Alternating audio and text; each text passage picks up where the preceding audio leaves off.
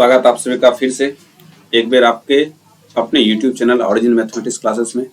और जैसा कि आपको मालूम है कि आज हम लोग मैट्रिक्स का जो नेक्स्ट थ्योरी है इनवर्सिबल मैट्रिक्स विद कर्मणीय आव्यूह, अर्थात जो भी मैट्रिक्स है उसका हम लोग क्या निकालने वाले हैं, आज इन्वर्स निकालने वाले हैं। तो हमें उम्मीद है कि आप लोग जो पिछला वीडियो जितना भी वो सारे आप वीडियो देख चुके होंगे और आपका सारा कॉन्सेप्ट क्लियर हो चुका होगा। और आज की वीडियो में हम एक बहुत ही महत्वपूर्ण टॉपिक पर बात करने वाले हैं, उसका नाम है इन्वर्सिबल मैट्रिक्स। ठीक है, हालांकि इन्वर्सिबल मैट्रिक्स का पूरा जिक्र हम लोग डिटर्मिनेंट्स जो नेक्स्ट चैप्टर चौथा चैप्टर है आपका 12th में, हम वहां पर करेंगे बेहतर तरीका से। फिलहाल यहाँ भी मैट्रिक्स में भी कुछ इन्वर्स का जिक्र किया गया है, तो हम लोग यहाँ पर कुछ बातें करते हैं। मान लीजिए कि विद कर्मणीय आव्यूह होता है, इन्वर्सिबल मैट्रिक्स क्या होता है, इस पर थोड़ा सा फोकस कीजिएगा। यहाँ पर लिखा हुआ है कि यदि ए कोई m ऑर्डर का वर्ग आव्यूह हो, मान लेते हैं कि ए कोई मैट्रिक्स है जो m ऑर्डर का वर्ग आव्यूह है, तो वर्ग आव्यूह में रो और कॉलम की संख्या बराबर होती है, तो इसका m क्रॉस m होगा ऑर्डर, मान लेते हैं। तब यदि एक और अन्य वर्ग आव्यूह का अन्य वर्ग आव्यूह b का, यहाँ पर काटा दीजिए, b का अस्तित्व इस प्रकार हो कि, मतलब एक और मैट्रिक्स है b, वो भी एक वर्ग आव्यूह है, a को b से गुना करो चाहे b को a से गुना करो, वो i के बराबर चले आता है, तब मैट्रिक्स b को मैट्रिक्स a का क्या कहलाता है, इन्वर्स कहा जाता है। इसको a इन्वर्स के द्वारा रिप्रेजेंट किया जाता है। सिंपल भाषा में हम लोग थोड़ा सा पिछली कहानी को देखेंगे, इन्वर्स क्या होता है। याद कीजिए, जब आप 7th क्लास में पढ़ रहे होंगे तो यहाँ पर एक चीज निकल के आया होगा, इसको पढ़ देते 5 का इन्वर्स, और मालूम है आपको क्या कर देते, यहाँ पर 1/5/1 कर देते थे, मतलब इसको पलट देते थे। इसी प्रकार 6 का अगर इन्वर्स निकालते थे तो 1 क्या निकल के आता था, 6 निकल के आता था। अब समझिए कि मेरे बात को, हम अगर बात करें दोनों को मल्टीप्लाई करने का, कहने का मेरा ये तात्पर्य है कि अगर आप इस तरह करते हैं कि कोई भी संख्या और उसके इन्वर्स को आप मल्टीप्लाई कर दो, जैसे 5 का इन्वर्स क्या हो जाएगा, तो 5 का इन्वर्स 1/5 होगा। दोनों को मल्टीप्लाई करते हैं तो 5 को 1/5 से मल्टीप्लाई करते हैं तो कट के 1 आता है, 1 डेट कॉल्ड यूनिट। यहाँ भी वही बात है, a को b से गुना करेंगे चाहे b को a से गुना करेंगे तो यूनिट मैट्रिक्स प्राप्त होगा। इसका मतलब होगा a का इन्वर्स b है और b का इन्वर्स a है। ठीक उसी प्रकार से जिस प्रकार से 5 का व्युत्क्रम 1/5 है और 1/5 का व्युत्क्रम 5 है। ठीक है, तो इस प्रकार से आप इन चीज को समझ सकते हैं। याद रखिएगा, मैट्रिक्स किसी भी दो मैट्रिक्स का गुना ऐसे संभव बराबर नहीं हो जाता है, वो किसी एक रेयर केस में बराबर होता है, और जो कि यहाँ पर आपको देखने को मिलता है। चलिए, तो ये थी बेसिक जानकारी कुछ जो आपको पिछले जो पढ़ के आए हैं उस पर हम लोग चर्चा कर दिए। अब हम लोग देखेंगे आज के मैट्रिक्स में। तो ऐसी दशा में ए क्या कहलाता है, विद कर्मणीय आव्यूह कहलाता है। ठीक है, जरूरी नहीं है कि दुनिया में जितना भी मैट्रिक्स है वो सारे के सारे मैट्रिक्स का इन्वर्स संभव हो, वो केस रेयर केस हम लोग अगले चैप्टर में देखेंगे। फिलहाल आपको जितना यहाँ पढ़ना है उसकी जानकारी यहाँ पर दी जा रही है। देखिएगा, तो यहाँ पर लिखा हुआ a इंटू बी बराबर b इंटू ए बराबर क्या हो जाएगा, i। मैं थोड़ा सा इसको कवर करता हूं। यदि a और b दो वर्ग आव्यूह है m कोटि का, ठीक है, और याद रखिएगा यदि a और b दोनों व्युत्क्रमणीय आव्यूह है तो a को b से गुना करो चाहे b को a से गुना करो, i के बराबर ही आएगा। ये ऑब्जेक्टिव आपको निकल करके आ जाता है, तो आप लोग उसको याद रखिएगा। अगर ध्यान देखिएगा, यहाँ पर दो बातें निकल के आती है। पहला बात क्या निकल के आती है कि यहाँ पर a इंटू बी बराबर b इंटू ए होगा, तब a बराबर क्या हो जाएगा, b का इन्वर्स, a बराबर क्या हो जाएगा, b का इन्वर्स, और b बराबर क्या हो जाएगा, a का इन्वर्स। कहने का मेरा ये तात्पर्य है कि a का इन्वर्स b है ना, अब b का इन्वर्स कौन सी है, a है। चलिए, तो हम क्या करते हैं, कभी कभी a की जगह पर b इन्वर्स पुट करके देखते हैं और b की जगह पर a इन्वर्स पुट करके देखते हैं। तो यहाँ पर से एक कंडीशन निकालते हैं, पहले a बराबर b इन्वर्स पुट कर दो, तो a की जगह पर क्या लिखेंगे हम लोग, b इन्वर्स इंटू b बराबर, ये b तो है ही, a की जगह पर b इन्वर्स पुट करो, ये क्या निकल के आ जाएगा, i। ये बहुत ही महत्वपूर्ण बातें हैं। चाहे तुम b इन्वर्स को b से गुना करो चाहे b को b इन्वर्स से गुना करो, ये हमेशा i के बराबर ही आता है। इस चीज को नोट कर लीजिएगा। दूसरा कंडीशन यहाँ से निकल के आता है कि a इंटू ए इन्वर्स रहे, क्योंकि b की जगह पर हम क्या रखने वाले हैं, a इन्वर्स, और a इन्वर्स यानी कि b की जगह पर क्या रखेंगे, a इन्वर्स इंटू ए रहे, ये हमेशा i के बराबर ही आता है। ये तीन बातें आपको बहुत ही अच्छा तरीका से याद होनी चाहिए।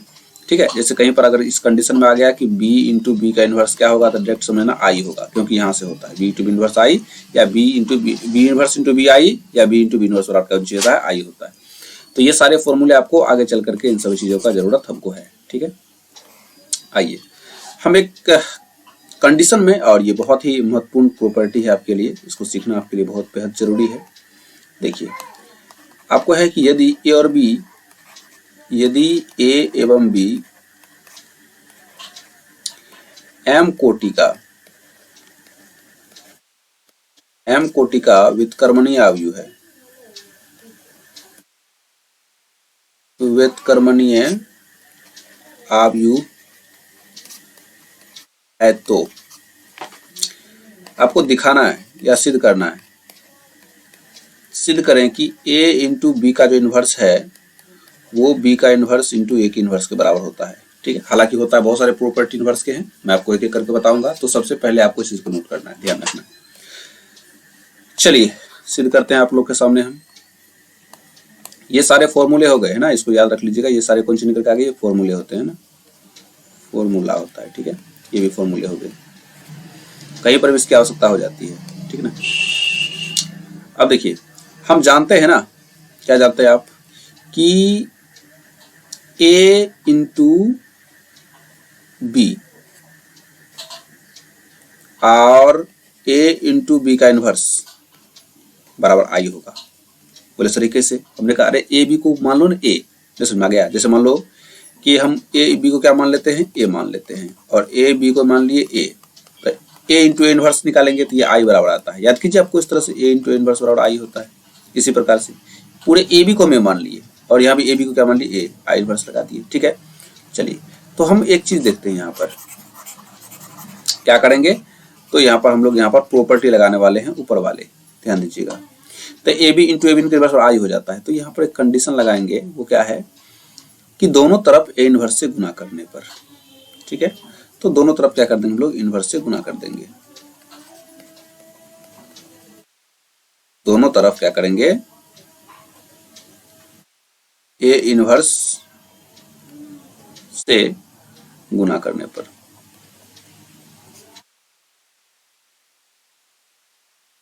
ठीक है, दोनों तरफ क्या करेंगे, ए इनवर्स से गुना करने पर। और अगर आप बात करेंगे तो दोनों तरफ ए इनवर्स से गुना नहीं कर करके आप इसको एक और कंडीशन पे ले आ सकते हैं और उसके अनुसार आप इस चीज को कर सकते हैं। ठीक है, मैं एक मिनट चेक कर पा रहा हूं कि आप लोग को आवाज सही तरीका से जा रहा है या नहीं जा रहा है। जहां तक कि हमें मालूम है कि आप लोग को आवाज बिल्कुल सही तरीका से आ रहा होगा, है ना।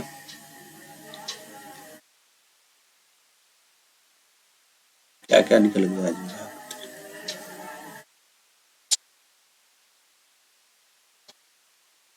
अपने आप ऊपर नीचे हो रहा है जी।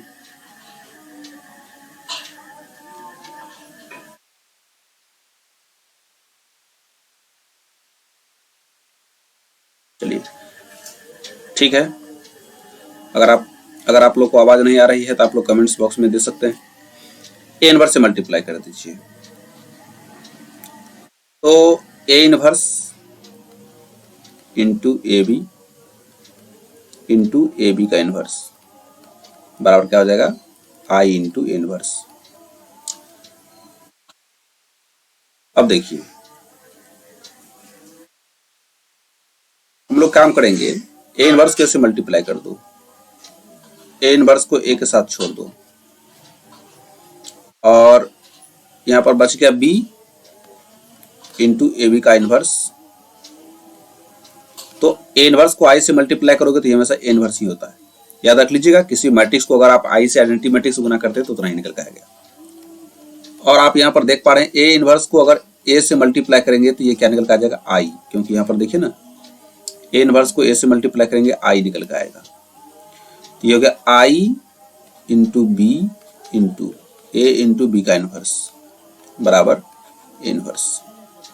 ठीक है, आई को बी से गुना कीजिएगा तो केवल बी ही होगा, किसी मैट्रिक्स को आइडेंटिटी मैट्रिक्स से गुना करने पर उतना ही होता है, बराबर ए इनवर्स है, ये है। अब दोनों तरफ क्या करेंगे, बी इनवर्स से मल्टीप्लाई कर देंगे, दोनों तरफ बी इनवर्स से गुना करने पर। तो दोनों तरफ जब बी इनवर्स से गुना करेंगे तो क्या हो जाएगा, बी इनवर्स इंटू बी के साथ हो जाएगा और ए इंटू बी का इनवर्स बराबर बी इनवर्स इंटू ए का इनवर्स, क्योंकि इधर भी बी इनवर्स गुना हो गया। और आप जानते हैं कि बी का इनवर्स इंटू बी बराबर आई होता है ना। ये कंडीशन आपको याद रखना पड़ेगा। ए का इनवर्स चाहे ए इनवर्स इंटू ए रहे या आई के बराबर होता है, या बी रहे या बी का इनवर्स रहे, बी का इनवर्स रहे कि बी रहे, ये हमेशा आई के बराबर होता है। ये दो बातें आपको ध्यान में रखना पड़ेगा। चलिए तो हम देखते हैं यहाँ पर कि B into B inverse I बराबर हो जाएगा आई इंटू ए बी का इनवर्स बराबर बी का इनवर्स इंटू ए का इनवर्स। और आप देखते हैं कि आई को किसी मैट्रिक्स से गुना करने पर कोई फर्क नहीं पड़ता है, तो ए इंटू बी का इनवर्स बराबर बी का इनवर्स इंटू ए के इनवर्स के बराबर आ गया। ठीक है, और यही बात हम लोगों को सिद्ध करना था। तो आपको इतना याद रखना है कि a इंटू बी का इनवर्स होता है बी का इनवर्स इंटू ए के इनवर्स के बराबर होता है। ठीक है, नेक्स्ट कंडीशन में हम लोग इस चीज को सीखेंगे कि किसी मैट्रिक्स का इनवर्स कैसे निकालेंगे। ठीक है, तो उनके लिए हमको 2-3 बातें याद रखनी है। क्या क्या याद रखनी है आज हम लोग आप लोग को बता देते हैं। नेक्स्ट वीडियो में हम लाएंगे सवाल को, और सवाल को सॉल्व करने के बाद हम सारे मैट्रिक्स का एक एक करके इनवर्स निकालेंगे। कोई मैट्रिक्स अगर दिया रहेगा ए, तो उसको हम लिख सकते हैं आई, आसानी से लिखते हैं ए इंटू आई ए। ठीक है, किसी मैट्रिक्स में अगर कोई लिखा हुआ है तो आई से मल्टीप्लाई कर देने पर इसकी वैल्यू में कोई परिवर्तन नहीं होता है। इसके पिछले लेक्चर में आप लोग को ये सारा बात बताया गया था, और इन्हीं की सहायता से हम लोग क्या करेंगे, इनवर्स निकालेंगे ना, ट्रांसफॉर्मेशन मेथड से। किस मेथड से,